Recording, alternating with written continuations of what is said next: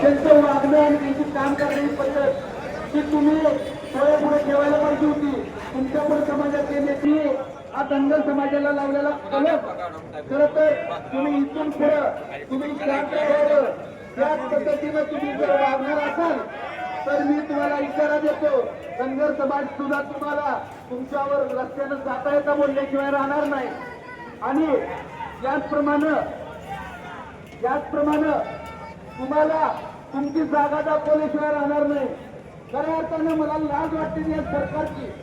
या सरकारमध्ये सुसंस्कृत नेता म्हणून ज्याच्याकडे बघितलं जात होतं, त्या नेत्याला सुद्धा वेळेस पटत असेल, त्या नेत्याला सुद्धा वेळेस चालत असेल, फक्त आपलं काम कुणी जर असं समजलं जाईल. वतीनं आणि या समाजाच्या वतीनं मी गोपीचंद तुम्हाला एवढाच सांगतो की आपण मर्यादेत राहा. समाजासाठी जे चांगलं करता येईल ते करा.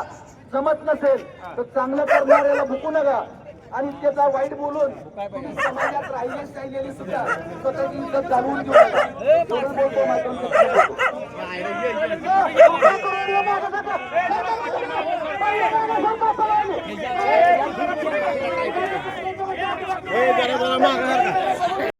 पुढे आपलं आंदोलन करायचं.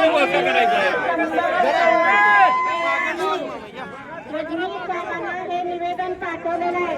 स्पीड पोस्ट हे निवेदन पोस्टानं आणि मैदानी पाठवलं, पण या निवेदनाची फडणवीस साहेबांनी अजिबात दखल घेतली नाही. याचा पहिला मी फडणवीस साहेबांचा धिक्कार करते, कारण त्यांनी या कुत्र्याला हे निवेदन दाखवायला पाहिजे होतं. मागच्या महिन्यामध्ये हे निवेदन दिले तरी सुद्धा फडणवीस सरकारनं याची दखल घेतली नाही. तुम्ही राज्याचे मुख्यमंत्री आहात, तुम्हाला लाज वाटायला पाहिजे की असा एक माणूस मध्यम माणसांवर असे आरोप करतो.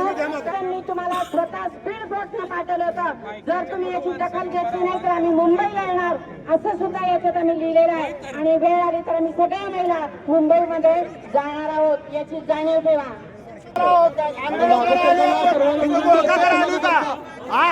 जरा सगळ्यांनी मागं घ्या ना, सगळ्यांनी मागं जरा